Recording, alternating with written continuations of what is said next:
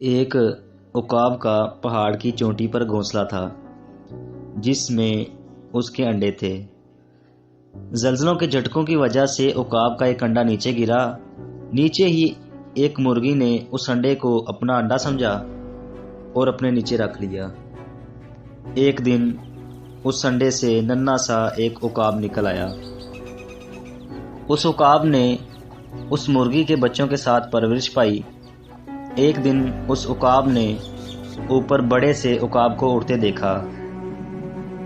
اس کے اندر یہ جستجو پیدا ہوئی کہ وہ بھی اڑے، لیکن اس کے وہم میں یہ تھا کہ وہ تو ایک مرغی کا بچہ ہے، وہ کیسے اڑ سکتا ہے۔ اس نے جب اپنی خواہش کا اظہار اپنے ساتھیوں سے کیا تو انہوں نے اس کا بہت مذاق اڑایا۔ انہوں نے کہکے لگانا شروع کر دیے اور کہنے لگے، ارے تم مرغی ہو، تمہارا کام عقابوں کی طرح اڑنا نہیں ہے بلکہ ہماری طرح چلنا ہے۔ پھر اس عقاب نے دل میں اڑنے کی حسرت لیے لمبی عمر پائی۔ وہ مرغیوں کی طرح چلتا رہا اور مرغیوں کی طرح ہی جیتا رہا۔ ایک دن ایسا آیا کہ وہ مر گیا۔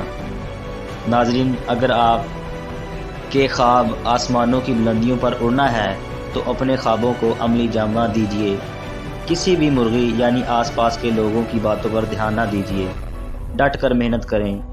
ہمارے قومی رہنما قائد اعظم محمد علی جناح نے بھی کہہ دیا کہ کام کام اور بس کام۔